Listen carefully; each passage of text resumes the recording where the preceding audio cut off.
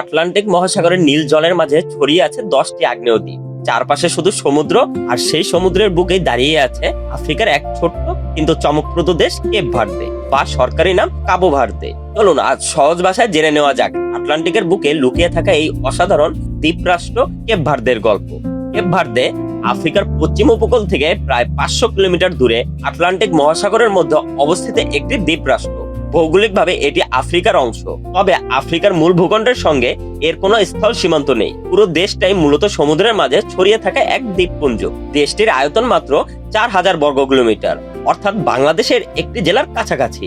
এই ছোট্ট আয়তনের মধ্যেই রয়েছে 10টি প্রধান দ্বীপ ও কয়েকটি ছোট্ট দ্বীপখণ্ড।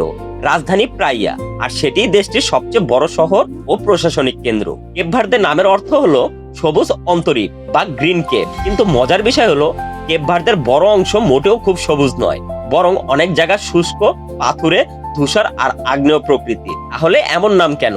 আসলে পর্তুগিজ নাবিকেরা যখন এই দ্বীপগুলোতে পৌঁছায় তখন তারা আফ্রিকার মূল ভূখণ্ডের কেপ ভার্দে উপকূলীয় অঞ্চলের নাম অনুসারে এই দ্বীপপুঞ্জের নাম দেয়। অর্থাৎ নামটি দ্বীপগুলোর প্রকৃতি দেখে নয়, বরং কাছের আফ্রিকান উপকূলের নাম থেকেই এসেছে। তাই নামের সঙ্গে বাস্তবের পুরো মিল এখানে পাওয়া যায় না। কেপ ভার্দের ইতিহাসও বেশ ব্যতিক্রমী। 1500 শতকে পর্তুগিজ নাবিকেরা এই দ্বীপপুঞ্জে আসে। তখন দ্বীপগুলোতে কোনো স্থায়ী মানুষ বসবাস করত না, অর্থাৎ এগুলো ছিল জনমানবহীন আগ্নেয় দ্বীপ। এরপর পর্তুগিজরা এখানে উপনিবেশ গড়ে তোলে।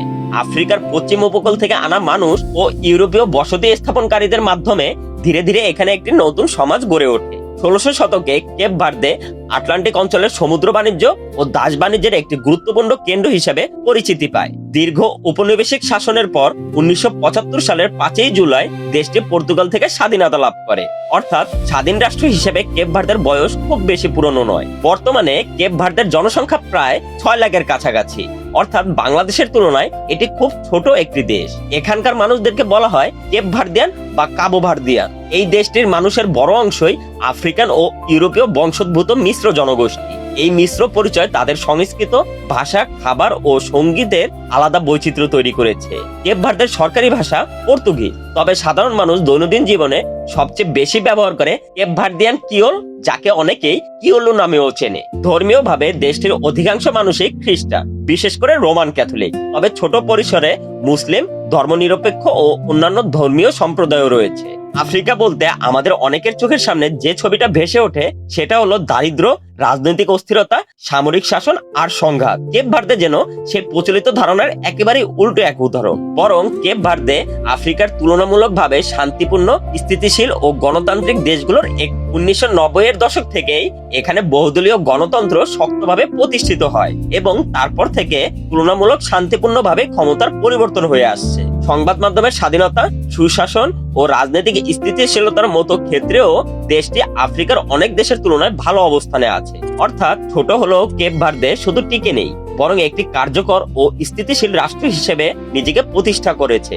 এবার আসে সবচেয়ে গুরুত্বপূর্ণ প্রশ্নে, কেপ ভার্দের অর্থনীতি টিকে আছে কিভাবে? কারণ এই দেশে নেই বড় কোনো তেল, গ্যাস, সোনা, হীরা বা বিশাল খনিজ সম্পদ। কৃষির অবস্থাও খুব শক্তিশালী নয়, আবহাওয়া শুষ্ক, বৃষ্টিপাত কম, আর মোট জমির খুব অল্প অংশই চাষযোগ্য। ফলে খাদ্যের বড় অংশ বাইরে থেকে আমদানি করতে হয়। তাহলে অর্থনীতির ভরসা কি? এর উত্তর হলো পর্যটন, সেবা খাত, প্রবাসী আয় এবং সমুদ্র ভিত্তিক অর্থনীতি। কেপ ভার্দের সবচেয়ে বড় শক্তি হলো পর্যটন শিল্প। সুন্দর সমুদ্র সৈকত, নীল পানি, আগ্নেয় পাহাড় আর রোদেলা আবহাওয়া, সব মিলিয়ে এটি ইউরোপীয় পর্যটকদের কাছে বেশ জনপ্রিয় একটি গন্তব্য। বিশেষ করে শাল এবং বোয়া ভিস্তা দ্বীপ পর্যটনের জন্য বেশ পরিচিত। হোটেল, রিসোর্ট, রেস্তোরাঁ, পরিবহন সব মিলিয়েই পর্যটনে এই দেশের অর্থনীতির বড় চালিকা শক্তি। কেপ ভার্দের আরেকটি বড় শক্তি হলো প্রবাসী জনগোষ্ঠী।